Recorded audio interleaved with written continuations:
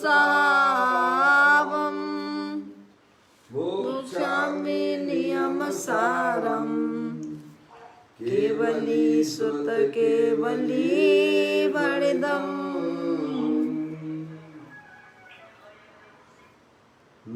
मकर अनंत उत्कृष्ट दर्शन ज्ञानमय जिन वीर को कहूँ नियम सार सुकेवली सुत केवली पर कथित को। श्री नियमसार जी नामक यह परम आध्यात्मिक ग्रंथ स्वाध्याय हेतु यह विराजमान है। आज से 2000 वर्ष पहले इस महान पवित्र ग्रंथ की रचना आचार्य श्री कुंद कुंद देव द्वारा इसी पवित्र भूमि पर की गई और इसके टीकाकार पदम प्रबंधधारी देव मुनिराज हैं। ग्रंथ का नाम नियम सार है। नियम से करने योग्य कार्य अपनी आत्मा में सम्यक दर्शन, सम्यक ज्ञान, सम्यक चारित्र रूपी निर्मल पर्याय, पवित्र पर्याय, मोक्ष मार्ग रूपी पर्याय प्रकट करना, क्योंकि वह पर्याय स्वयं ही सुख स्वरूप है और अनंत सुख का कारण भी है। अनादि काल से हमारे आपके आत्मा में पर को अपना जानने वाली, पर को अपना मानने वाली, पर के साथ संबंध रखने वाली ऐसी मोह राग देश रूपी अपवित्र रूप पर्याय, मिलन पर्याय प्रकट है, जो स्वयं दुख स्वरूप है और अनंत दुख का कारण भी है। ऐसी मोह राग देश रूपी मलिन पर्याय का अपनी आत्मा में से उसका अभाव करना और सम्यक दर्शन, सम्यक ज्ञान, सम्यक चारित्र रूपी निर्मल पर्याय, पवित्र पर्याय, मोक्ष मार्ग रूपी पर्याय को प्रकट करना।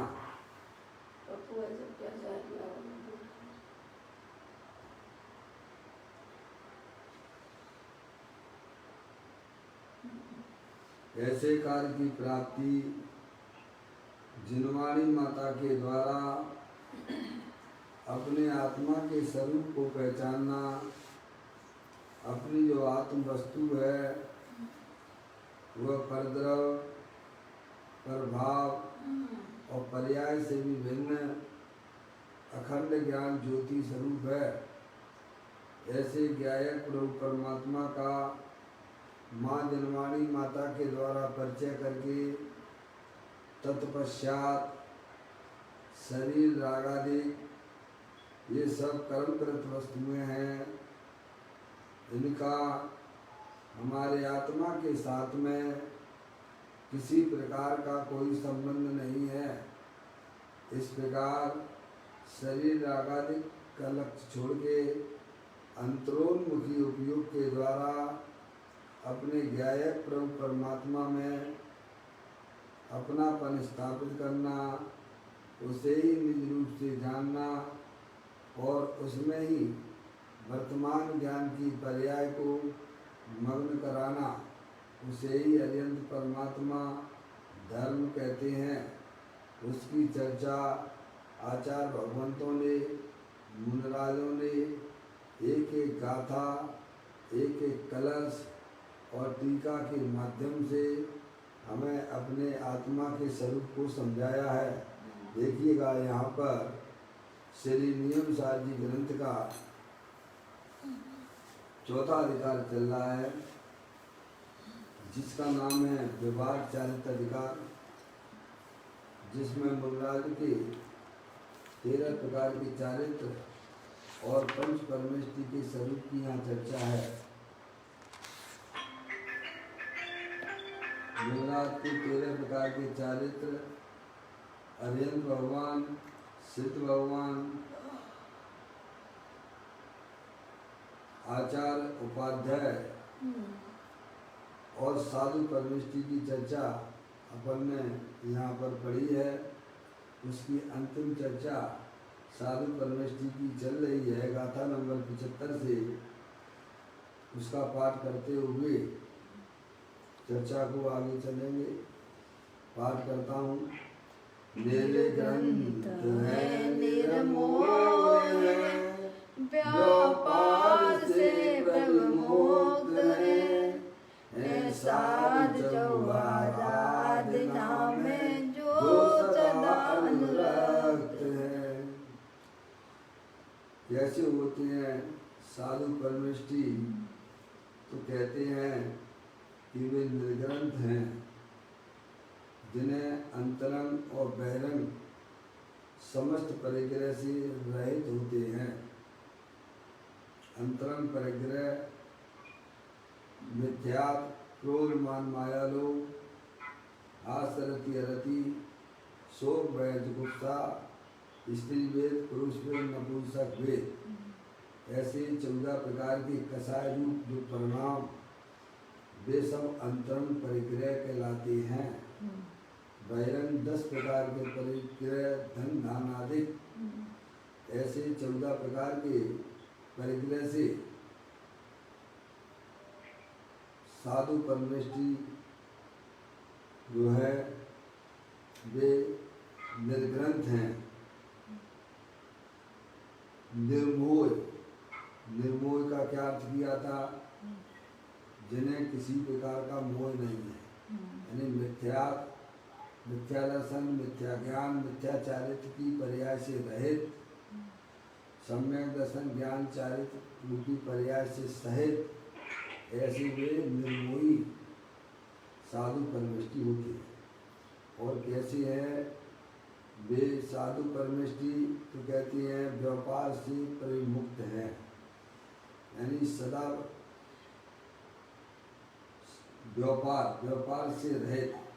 व्यापार से रहित का मतलब अंदर में होने वाले रागादिक परिणाम, वे उनके व्यापार से भी वे रहित होते हैं। और कैसे होते हैं वे साधु परमेष्टि? कहते हैं चौ आराधना में सदा अनुरक्त रहती है। 4 प्रकार की आराधना। और कौन सी? दर्शन, ज्ञान, चारित्र। अपना जो त्रिकालिक ध्रुव भगवान आत्मा, उसमें ही अपने दर्शन को, उसमें ही अपने ज्ञान को, उसमें ही अपने चारित्र को, उसमें ही अपने वीर को वे लगाते हैं। चौ आराधना से सहित होते हैं। इस प्रकार यह आचार्य कुलकुल देव ने यहाँ साधु परमेष्टि का स्वरूप बताया है। अब आप निकाल लीजिएगा, टीका की अंतिम चर्चा है, पेज नंबर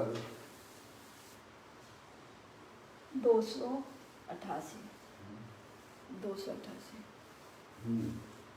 288 पृष्ठ पर आप आ जाइए। सर्वचर रत्न चिंतामणि का तीसरा भाग चल रहा है। परम निर्वाण सुंदर।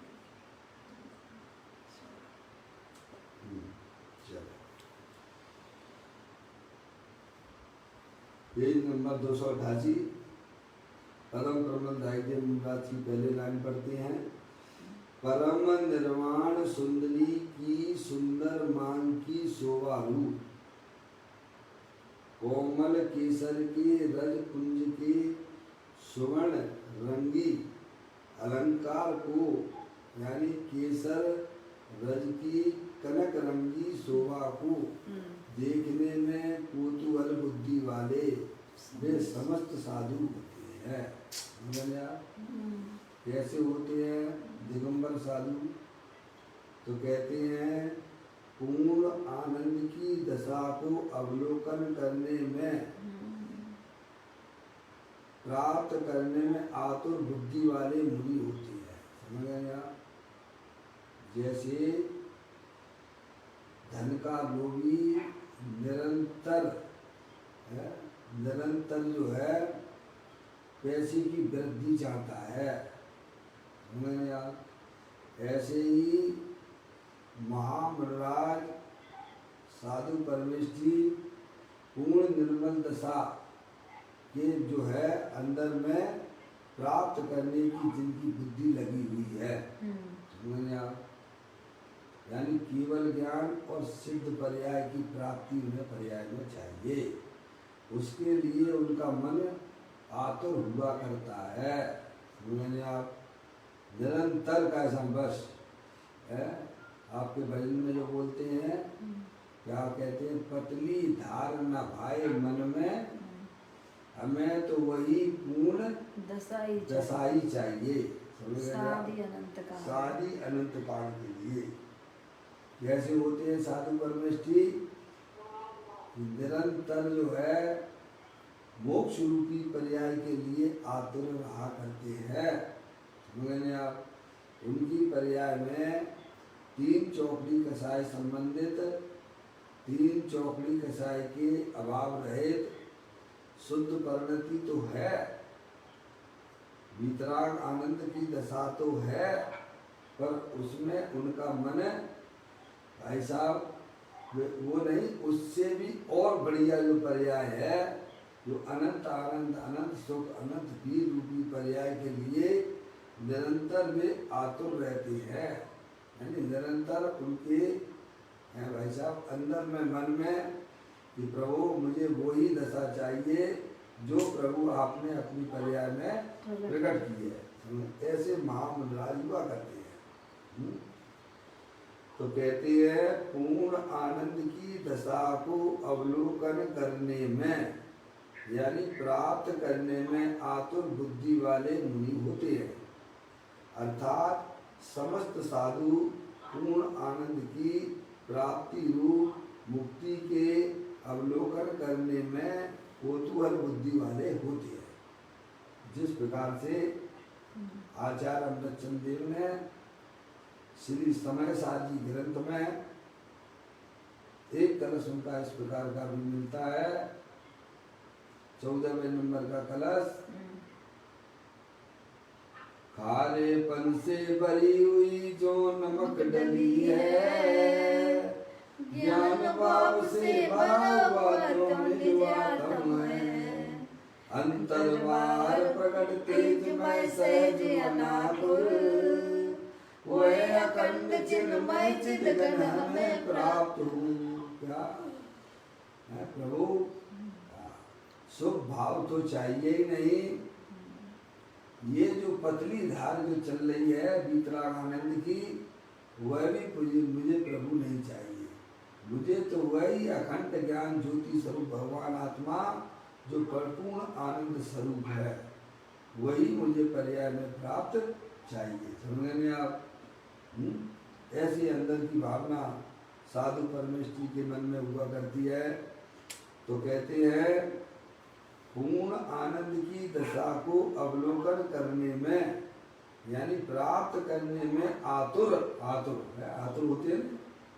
जैसे बच्चा जिद पकड़ जाए ना कि भाई साहब हमें तो बस वही चाहिए, वो चंद्रमा है ना, वो चंद्रमा ही मुझे चाहिए। क्या समझेंगे आप?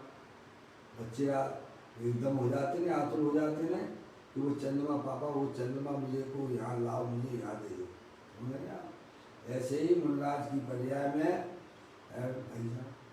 अनंत आनंद की दशा चाहिए, क्योंकि उन्होंने अब टेस्ट कर लिया है कि आत्मा का आनंद इतना प्यारा है, ऐसा भी छोटे छोटे आनंद से हमारा मन भरता नहीं है। प्रभु आपने अपनी पर्याय में जो अनंत चतुष्टय प्रकट किया है, बस प्रभु मैं भी बस वही दशा चाहता हूँ। ऐसे में आतुर हुआ करते हैं, आतुर बुद्धि वाले मुनि होते हैं। अर्थात समस्त साधु पूर्णानंद की प्राप्ति रूप मुक्ति के अवलोकन करने में कौतूहल बुद्धि वाले होते हैं। मुनि को ऐसी भावना नहीं होती कि कुछ पुण्य होगा और हम स्वर्ग में जाएंगे और अथवा लोग हमें मानेंगे पूजेंगे, इस प्रकार की भावना उनके मन में नहीं होती है। शुभ भाव को तो वे चाहते ही नहीं है, और शुभ भाव का जो फल स्वर्ग है उसको भी वे नहीं चाहते हैं। मुनि को ऐसी भावना नहीं होती कि कुछ पुण्य होगा और हम स्वर्ग में जाएंगे अथवा हमें लोग मानेंगे पूजेंगे, हमें लोग पूजें भाई साहब, ऐसी उनके अंदर में कोई भावना नहीं होती है। उन्हें तो बस निरंतर अपने गायक प्रभु परमात्मा जो कि अनंत शक्तियों का भंडार वाला है उसकी परिपूर्ण दशा अतीन्द्रिय आनंद रूप उसकी अंदर में लालसा उनके रहती है, अन्य कुछ भी नहीं। इसके अलावा जैन के सभी सच्चे साधु ऐसे होते हैं और अन्यत्र तो इस प्रकार के साधु परमिष्ठ जैन साधु की चर्चा है, और अन्यत्र तो ऐसे साधु होते ही नहीं है। अन्य मतों में इसको जो दिखा सर्व साधु नमो लोय सर्व साधुनम का मतलब ये नहीं है कि लोक में जितने भी जो भी साधु नाम से कहे जाते हैं उनको मेरा नमस्कार हो, नहीं, उनको नमस्कार किया गया है। नमोकार मंत्र में उन साधु को नमस्कार किया गया है, उन दिगंबर साधुओं को नमस्कार किया गया है जिन्होंने अपनी आत्मा की पर्याय में तीन चौकड़ी कसाई के अभाव पूर्वक वितराग आनंद दशा प्रकट की है। ऐसे दिगंबर साधुओं की बात है। लोहे शब्द सावलम का मतलब यानी जो भावलिंगी संत हैं उन्हीं को यहाँ पर नमस्कार नमोकार मंत्र में किया गया है। अन्य साधुओं की बात यहाँ पर नहीं है, समझेंगे आप। उसमें दिगंबर साधु भी, दिगंबर साधुओं में भी जिनके अभी आत्मा का अनुभव नहीं हुआ है, भले ही 28 गुरुकुल का पालन करते हैं, आगम के अनुसार करते हैं, उनके नमस्कार की भी बात नहीं है, उनकी भी नमस्कार की बात नमोकार मंत्र में नहीं है। वैसे साधुओं को भी नमस्कार की बात नहीं। वो भावलिंगी संत मुद्रा जिन्होंने अपनी आत्मा में प्रचुर स्वसंवेदन रूपी पर्याय अतीन्द्रिय आनंद रूपी पर्याय प्रकट की है, वे ही साधु वास्तव में सर्व साधुओं के अंतर्गत आते हैं। कहते हैं अन्यत्र तो ऐसे साधु होते ही नहीं है, इसीलिए नमो लोय सब साधुरम में समस्त अर्थात अन्न मत के साधु भी आ जाते हैं। ऐसा नहीं है, ऐसा नहीं समझना चाहिए। नमो लोय सब साधुरम किया है तो लोक में जो है जितने भी साधु नाम से हैं उनको नमस्कार है, ऐसा नहीं है, समझे। नमो लोय सब सावलम में केवल बीतरागी भावलिंगी संतों को ही नमस्कार वहाँ पर किया गया है, ऐसा भाव समझना चाहिए। अब देखिएगा आगे यहाँ एक भाई का प्रश्न है, नमो लोय सब सावलम में अन्न मत के साधुओं को भी गिनने पर ही तो साधु की संख्या पूर्ण होगी ना, तभी तो पूरे साधु होंगे ना। ऐसा एक भाई का प्रश्न है। नमो लोय सब सावलन में लोक में जितने भी साधु हैं उन सबको लोगे तो कैसा ना वो पूरी नमो लोय सब सावलन शब्द लगता है। ऐसा एक भाई का प्रश्न है। जितने भी साधु है उन सबको कैसे आप नमस्कार करोगे, चाहे वे जैन मत के हों चाहे अन्न मत के हों, सबको इसमें ले लो तो लोई सब सावलम हो जाता है, तभी वह पूरा का समय सही होता है। ऐसा एक भाई का मत है, प्रश्न किया है। तो पूज्य गुरुदेव श्री उसी का समाधान करते हुए कहते हैं अन्नमती साधु तो मिथ्या दृष्टि है।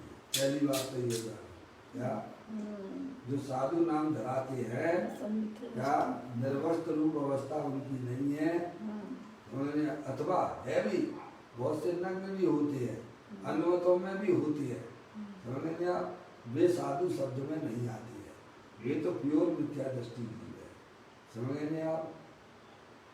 वे प्योर मिथ्या दृष्टि जीव है। आगे बात समझ में, अन्नमति साधु तो मिथ्या दृष्टि है।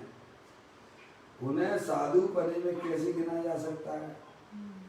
नहीं, यहाँ तो चौथे अथवा पांचवें गुण स्थान वाले भी इस पद में साधु पद में नहीं आते, ऐसा कहना। समझ गए आप? कितनी सुंदर बात की है। जो सम्यक दृष्टि जीव है अथवा देशवर्ती जीव है, उसने जो है साधु पना ले लिया है, दिगंबर साधु हो गया है, निर्वस्त्र रूप अवस्था है। ऐसे जीवों को भी नमो लोई शब्द सावलम में नहीं दिया है। गिनती नहीं है। सम्यक दृष्टि है, आत्मा का अनुभव भी है, और दो चौकड़ी कसाय का अभाव भी बरत रहा है, बाद में 28 मूल गुणों का पालन भी करता है। ऐसे साधुओं को भी जहाँ जगह नहीं है वहाँ मिथ्या दृष्टि जीव अन्नमति वालों की तो क्या बात है। अरे दिगंबर भी है, 28 मूल गुण का पालन करता है, लेकिन उसके आत्मा का अनुभव नहीं है। ऐसे मिथ्या दृष्टि जीवों को भी नमो लोई शब्द सावरण में नहीं दिया है। यहाँ तो इतनी ऊंची बात करते हैं कि आत्मा का अनुभव भी है, आत्मा का श्रद्धान भी है, समझ लें आप, और पर्याय में दो चौकड़ी कसाय का अभाव भी है। ऐसे जीवों को भी लोए शब्द सावलम में नमोकार मंत्र में उन्हें नमस्कार नहीं किया गया है।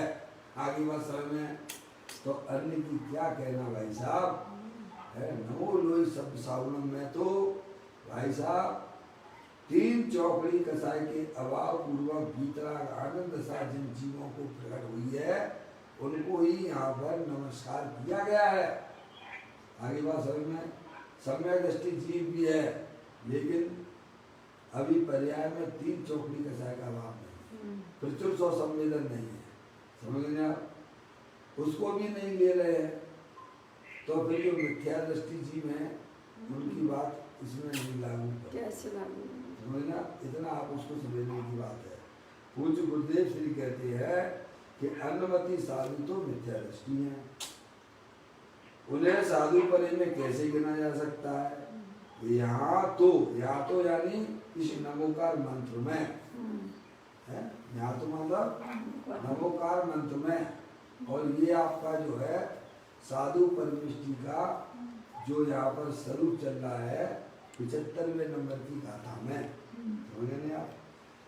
चौथे अथवा पांचवें गुणस्थान वाले भी इस पद में साधु पद में नहीं आते, ऐसा कहना है।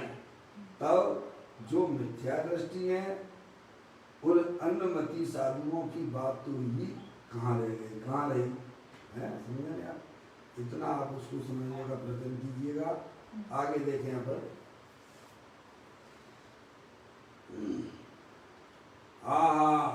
साधु तो अतीन्द्रिय आनंद की सेवा स्वरूप की आराधना करते हैं।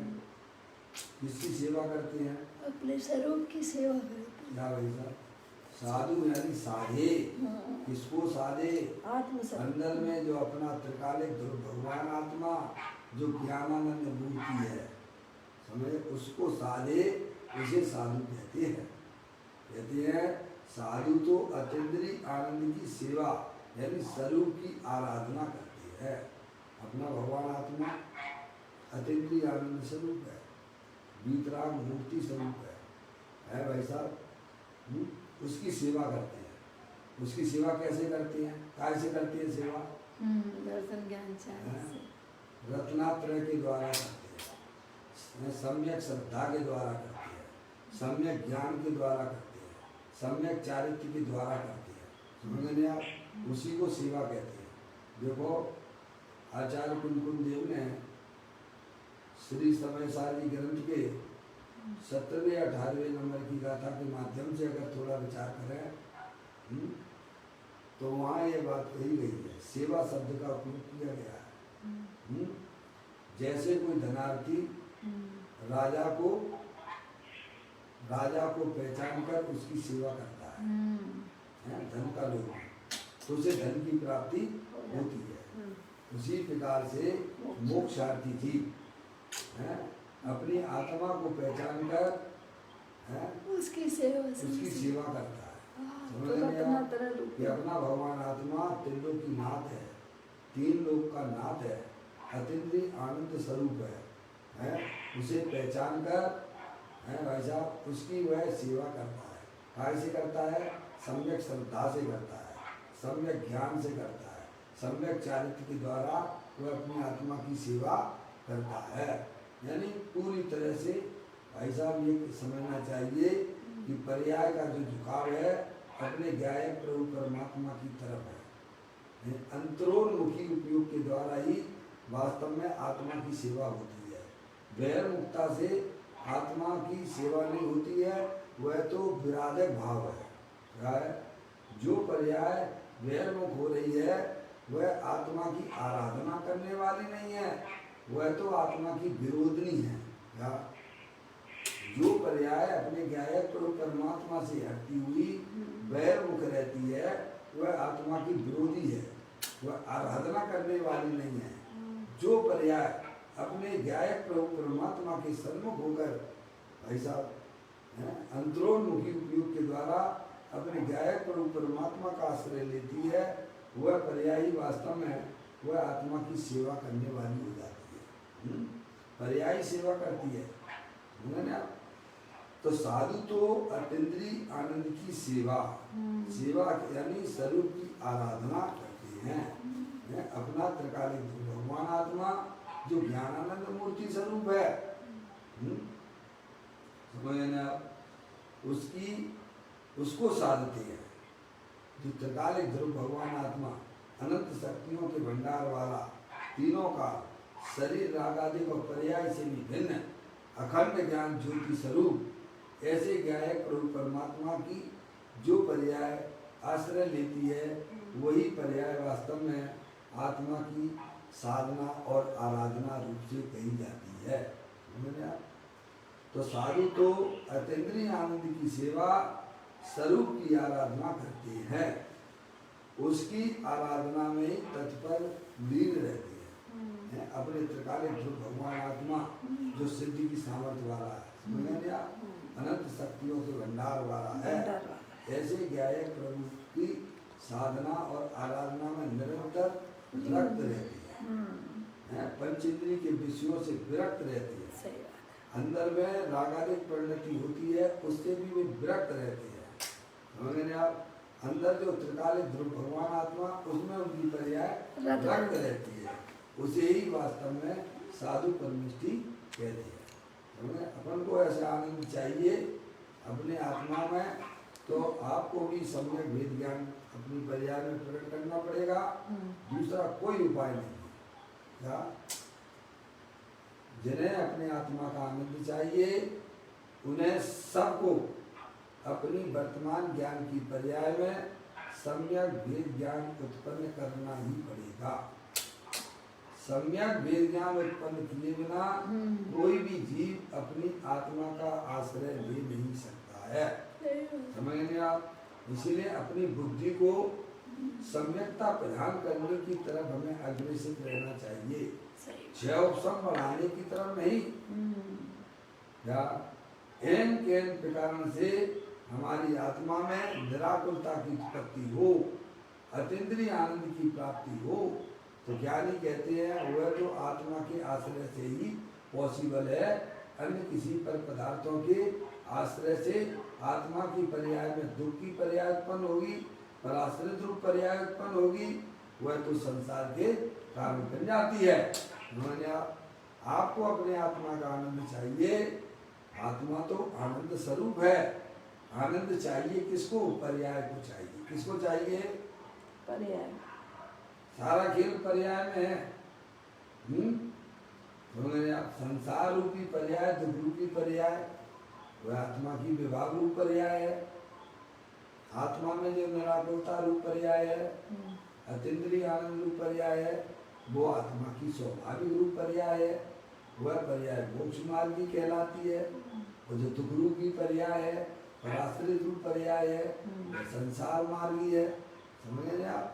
ऐसी संसार रूपी पर्याय का अपनी आत्मा में से उसका अभाव करना है तो माँ जिनवाणी माता के द्वारा अपने वस्तु स्वरूप आत्मा को हमें पहचानना चाहिए। केवल पहचानना ही नहीं है, ऐसा उसका आश्रय लेने की बात भी है। तो कहते हैं साधु तो अतीन्द्रिय आनंद की सेवा यानी स्वरूप की आराधना करती हैं और उसकी आराधना में ही तत्पर यानी लीन रहती है। ये होता है साधु परमेष्टि का स्वरूप। ये नहीं है दूसरों की पंचायत को कई समय भाई साहब है बैठा रहो और भाई साहब है गृहस्थ भी जो है उनके पास चले जाते हैं कि साहब हमारे जो घर के झगड़े जो है समझ गए, गृहस्थों को भी नहीं आना चाहिए, उन्हें भी पाप लगता है। ऐसी चर्चाएं उनके पास कभी नहीं करना चाहिए। ये मोक्ष मार्गी जीव है, उनको इन चीज़ों से कोई लेना देना नहीं है। गृहस्थ जाते हैं तो गृहस्थों को भी पाप का बंध होगा और वे अगर इसमें रक्त हो जाते हैं सुलझाने में लग जाते हैं तो वे वास्तव में साधु परमेष्टि हो ही नहीं सकते हैं। समझ गए आप? इस प्रकार की सुंदर चर्चाएं हमारे ग्रंथ में विद्यमान हैं। हमें उनके स्वरूप को पहचानना चाहिए। भाई साहब मूलराज का क्या स्वरूप होता है, मूलराज क्या करते हैं, है नी? इस प्रकार यह कहते हैं कि उनकी वह आत्मा की पर्याय निरंतर अपनी आत्मा की साधना और आराधना में अनुरक्त रहा करती है, लीन रहती है। यहाँ उन्हें ही सच्चे साधु कहा गया, क्या? जिनकी निरंतर पर्याय अपने ज्ञाय प्रभु परमात्मा की साधना और आराधना में रक्त है, उन्हें ही वास्तव में सच्चे साधु कहते हैं। देखो पुरुषार्थ सिद्धि उपाय में कहा है, पुरुषार्थ सिद्धि उपाय नाम का ग्रंथ है आचार्य अमृतचंद्र देव का। कहते हैं कि जितने साधु के भाव यानी गुण कहे गए हैं उन सबका एक देश भाग अंत श्रावक को भी लागू पड़ता है। इस कारण श्रावक को भी निश्चय रत्नात्रय एक देश प्रकट हुआ है, ऐसा मुझे यानी पूज्य गुरुदेव श्री को कहना है। समझ आप? प्रसाद सिद्धि उपाय में भी ये बात आती है। कौन सी बात आती है? कि जो मुनिराज को जो भाव प्रकट हुआ है, जो गुण यानी तीन चौकड़ी कसाई की अभाव पूर्व जो रत्नात्रय प्रकट हुआ है, समझिएगा, उसका कुछ अंश श्रावकों को भी प्रकट होता है। समझ गए आप? यानी जो सम्यक दृष्टि जीव है अथवा श्रावक संज्ञा 5 स्थान से होती है, ध्यान रखिएगा। और सम्यक दर्शन हुए बिना कोई जीव श्रावक होते नहीं है। सही बात समझ गए आप? सम्यक श्रावक दृष्टि यानी पंचम गुण स्थान वाला जीव, समझ गए आप? वह सम्यक दृष्टि जीव है। सम्यक दर्शन के बिना कोई भी जीव श्रावक हो ही नहीं सकता है। आत्मा का अनुभव किए बिना कोई भी जीव श्रावक नहीं होती है। समझ गए आप? श्रावक का अर्थ ही आप संधि विच्छेद करेंगे। श्रा यानी श्रद्धा, सम्यक श्रद्धा, वा यानी विवेक ज्ञान और का यानी क्रिया है, चारित्र। समझ गए आप? उसका नाम श्रावक है। तो पुरुषार्थ सिद्धि उपाय में भी यह बात वहाँ आई है कि जो मुनिराज ने तीन चौकड़ी कसाई के अभाव पूर्वक वितराग आनंद दशा की प्राप्ति की है, उसका कुछ अंश क्या? उसका कुछ अंश श्रावकों को भी प्रकट हो रहता है।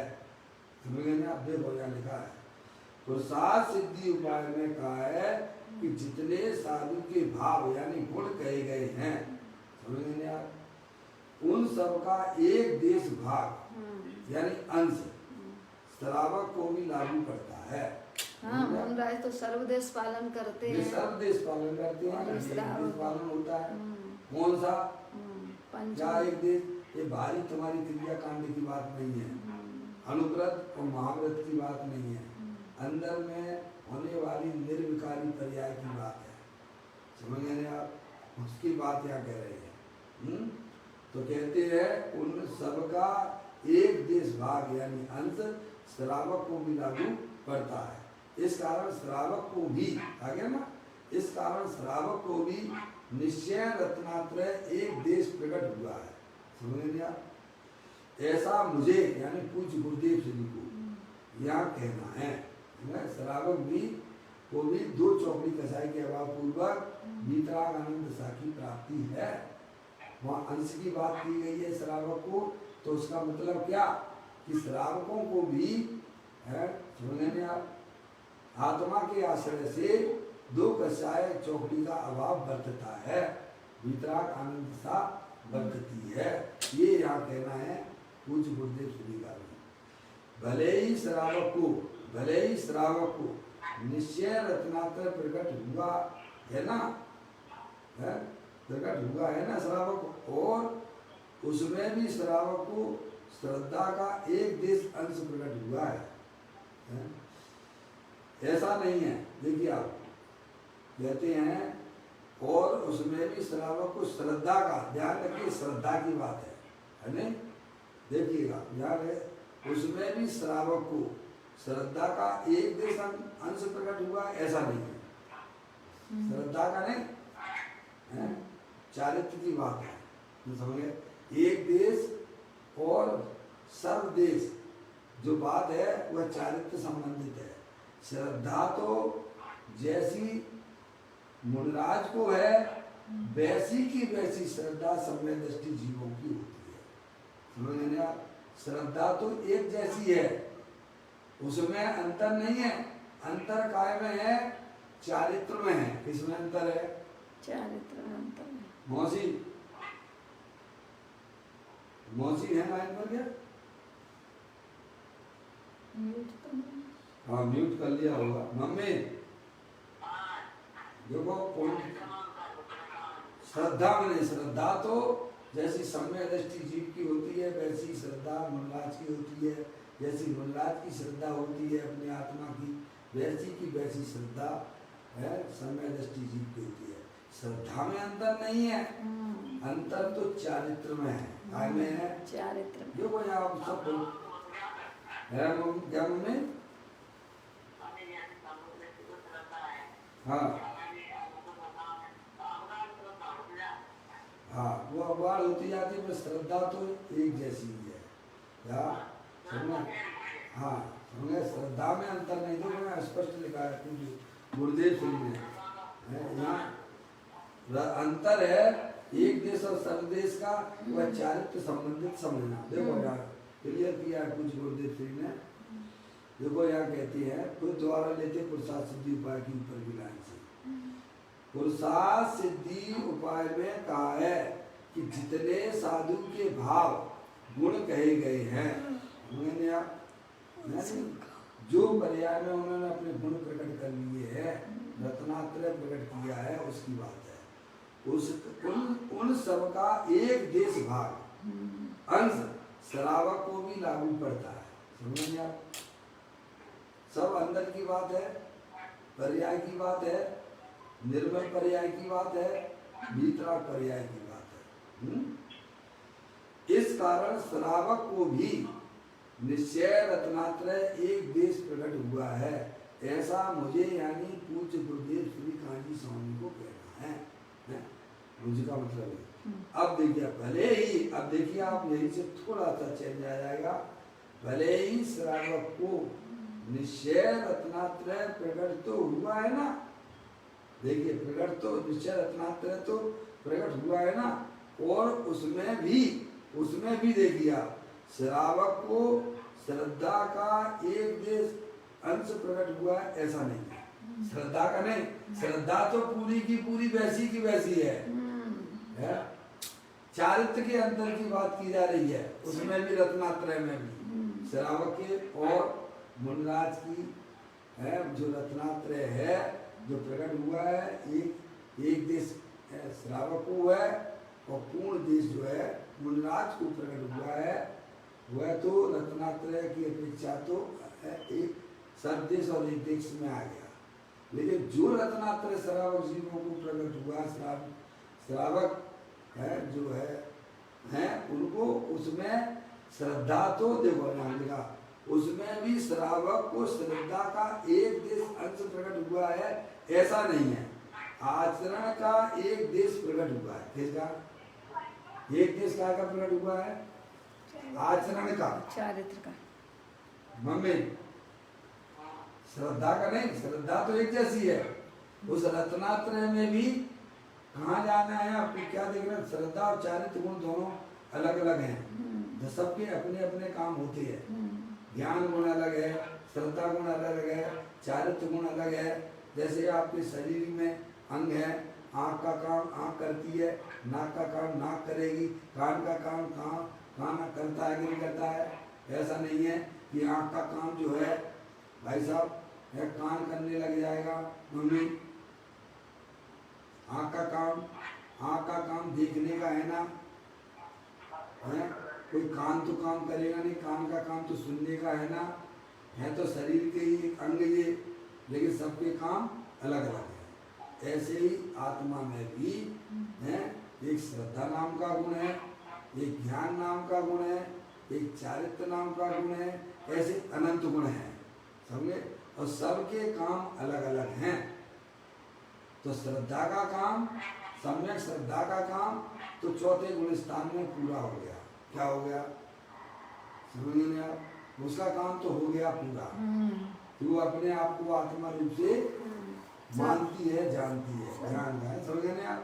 अब चारित्र का काम में अंतर है। श्रद्धा और ज्ञान का काम तो हो गया। परिपूर्ण ज्ञान तो केवल ज्ञान होने पर होता है, समझे ना, वहाँ उसका पूरा होगा। पर श्रद्धा का काम पूरी हो गई। अब वो श्रद्धा ऐसी श्रद्धा होती है कि वो भाई साहब ऐसी श्रद्धा हुई कि वो श्रद्धा सिद्ध पर्याय तक भी रहेगी। सही बात। क्या श्रद्धा का काम तो पूरा का पूरा मम्मी चौथे गुण स्थान में हो जाता है। और श्रद्धा के बल पे ही मुक्ति का ज्ञान और चारित्र में थोड़ा समय लगता है। क्या केवल ज्ञान का काम पूरा केवल ज्ञान होने पर होता है, और चारित्र का पूरा काम सिद्ध पर्याय होने पर यथा क्या चारित्र की प्राप्ति होती है। मम्मी 12वें गुण स्थान में तो यहाँ 12वें गुण स्थान में 13वें गुण स्थान का तो ये जो है आपका ज्ञान का काम पूरा हुआ है। यथा क्या चारित्र किसको प्राप्त होता है, क्या 14वें गुण स्थान में क्या है, वहाँ पूरा होता है। क्या समझे आप, वो चारित्र का कोटा तो वहाँ जाके पूरा सिद्ध पर्याय में जाके है, समझे आप। ये है दर्शन ज्ञान चारित्र का। तो दर्शन सम्यक श्रद्धा का काम तो आपका चौथे गुण स्थान में हो गया। तो जैसी श्रद्धा सम्यक दृष्टि जीव को होती है, क्या भाई साहब मैं आत्मा हूँ, ऐसा श्रद्धा का काम तो चौथे में हुआ। और वैसी की वैसी श्रद्धा मुमराजों को होती है। वे अपने आप को शरीर रूप से नहीं देखते, वे अपने आप को आत्मा रूप से देखते हैं, समझे आप। श्रद्धा के बल पे ही तो गुणस्थान बढ़ते हैं। श्रद्धा के बल पर ही तो सिद्ध भगवान नीचे नहीं आते हैं, उन्हें संसार में गमन नहीं करते हैं। क्या समझे आप। और जिन्हें संसार में गमन नहीं करना है, उन्हें अपनी श्रद्धा पहले सही कर लेना चाहिए। क्या मम्मी सिद्ध भगवान संसार में पुनः गमन क्यों नहीं करते हैं, तो कहते हैं श्रद्धा के बल से ही कार्य समय वे पुनः संसार में गमन नहीं करते। और हमें भी अगर संसार से छुट्टी प्राप्त करना हो, जन्म मरण खत्म करना हो, तो भाई साहब अपने आप को आत्मा रूप से स्वीकार करना पड़ेगा। आप मनुष्य नहीं, आप स्त्री नहीं हो, समझ गए ना आप, है आप रागी द्वेषी नहीं हो, आप तो चेत निसर पूर्ण वितराग आनंद प्रसारू भगवान आत्मा हो, पूर्ण आनंद रूप हो, समझ गए आप। ऐसा अपने आप को स्वीकार किए बिना किसी का भी संसार से का जन्म मरण का अभाव नहीं होता है। तो श्रद्धा की अपेक्षा से तो साधु परमेष्ठी और श्रावक में कोई अंतर नहीं है, अंतर है तो चारित्र की अपेक्षा से है। चारित्र का कोटा तो चलेगा, समझे ना आप। तुम चारित्र की तरफ ध्यान ना दीजिएगा, तुम पहले अपनी सबसे पहले श्रद्धा सही करिएगा। सही बात है। क्या हम क्या करते हैं, पहले चारित्र के कोटे पे चले जाते हैं और श्रद्धा का कोई पता नहीं है, और श्रद्धा का पता नहीं है। गंगा गए गंगा दास, जमुना गए जमुना दास, है समझ गए। हमारी क्या गलती हो रही है, चारित्र की वो प्रदान चारित्र जो है बस कसायों को पतला करो, क्या करना है? दर्शन मुनि और चारित्र मुनि दो भेद है ना मोहिनीकरण के, एक दर्शन मुनि और चारित्र मुनि। दर्शन मुनि की तरफ हमारा बिल्कुल भी ध्यान नहीं रहता है, मूल तो वहीं से है जिसका चारित्र मोहिनी जो है क्रोध मान माया लोभ आसरती रति शोक भय जुगुप्सा स्त्री में पुरुष में नपुंसक में, ये सब चारित्र मोहिनी के विधेय से है। और वो मिथ्या 14 प्रकार की प्रक्रिया में नाम दिया गया ना, मिथ्या और 13 जो है वे चारित्र मोहिनी के हैं और एक है वो दर्शन मोहिनी का है। दर्शन मोहिनी प्लस चारित्र मोहिनी इजिकल टू मोहिनीकरण। तो हम क्या करते हैं भाई साहब, कसाय को मंद करने की कोशिश करते हैं, समझे आप, लेकिन श्रद्धा का पता नहीं, श्रद्धा का हमको पता ही नहीं है। श्रद्धा के बिना चारित्र तो लंगड़ा है ना। जैसे जो है वृक्ष को भाई साहब ऊपर से उसकी डालियां तोड़ते रहिए, ऊपर से काटते रहिए, लेकिन वो तो फिर एक दिन फिर हरा भरा हो जाएगा। जड़ तो लगी हुई है ना। समस्त अज्ञानी जीव धर्म के नाम पर यही करती है, सही बात, समझे आप? हाँ। समस्त अज्ञानी जीवों की चारित्र की तरफ से चलती है, पर चारित्र तो बाद में आएगा ना। पहले तुम्हारे पास में श्रद्धा ही नहीं है, ज्ञान सच्चा नहीं है, तो चलोगे कैसे? बिना श्रद्धा और ज्ञान के क्या चारित्र पॉसिबल है क्या? इसीलिए हमारे ग्रंथों के अंदर यही कहा गया, मोक्ष महल की प्रथम सीढ़ी कौन सी है? प्रथम सीढ़ी सम्यक दर्शन, सम्यक ज्ञान व मोक्ष महल की प्रथम सीढ़ी है। उसके बिना वह जीव मोक्ष मार्ग में चल ही नहीं सकता है।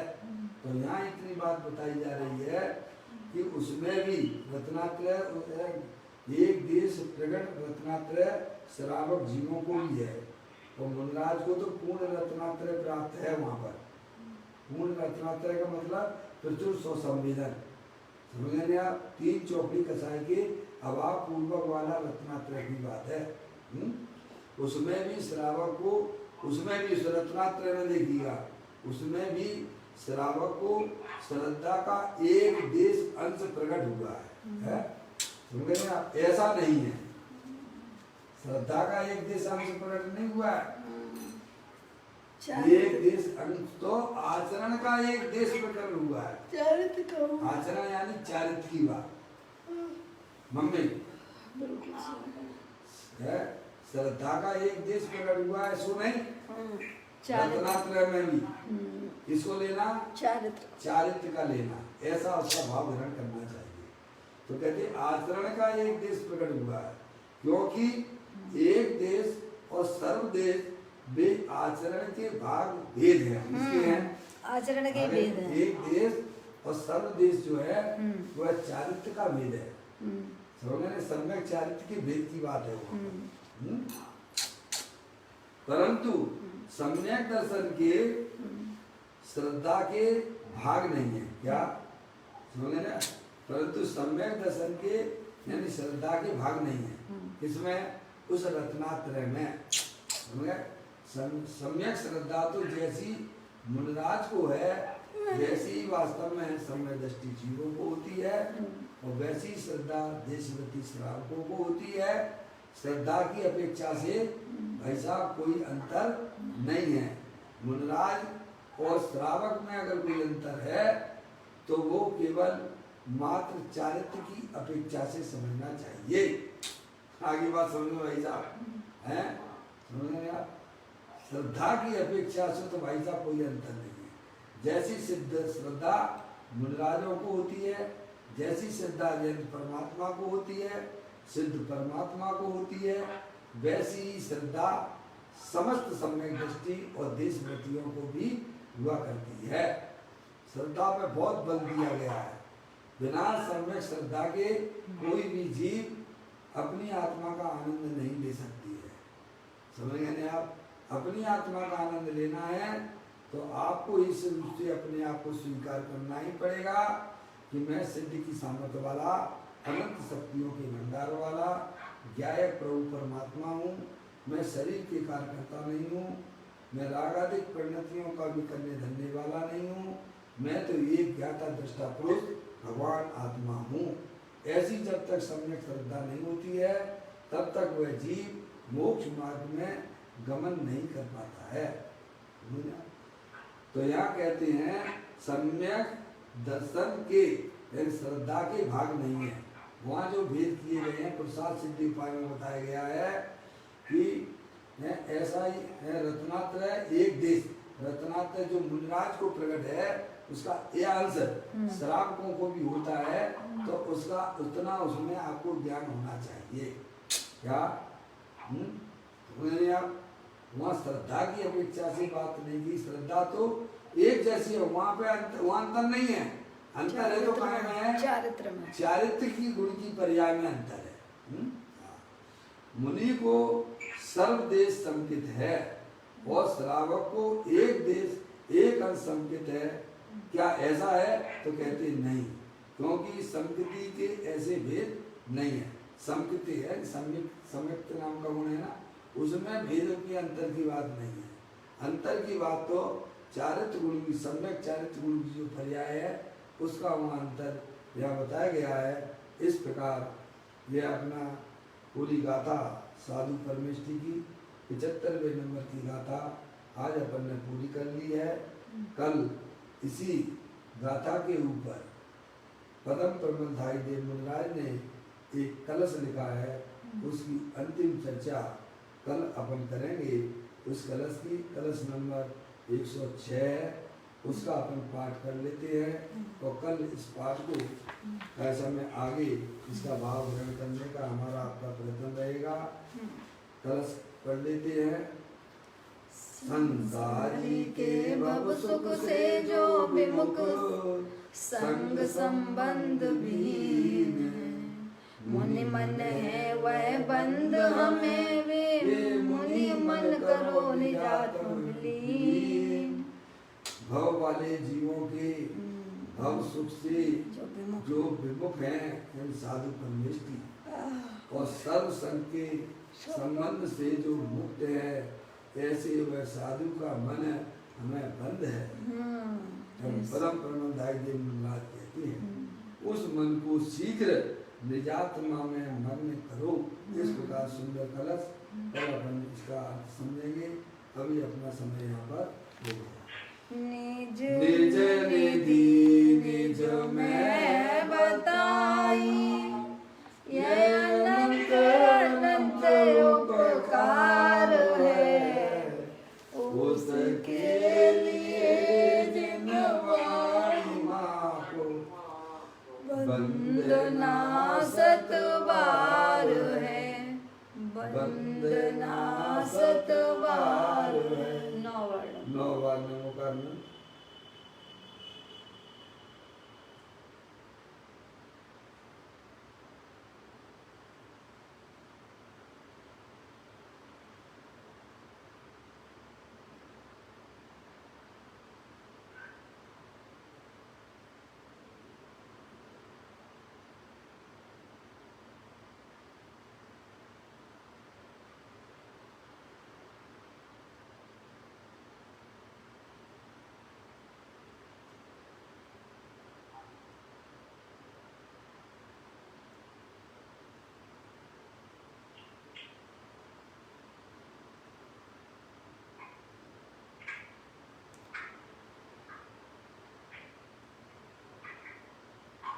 बोलो द्वादशांग जन्माणी माता की जय, महाजैन धर्म की जय।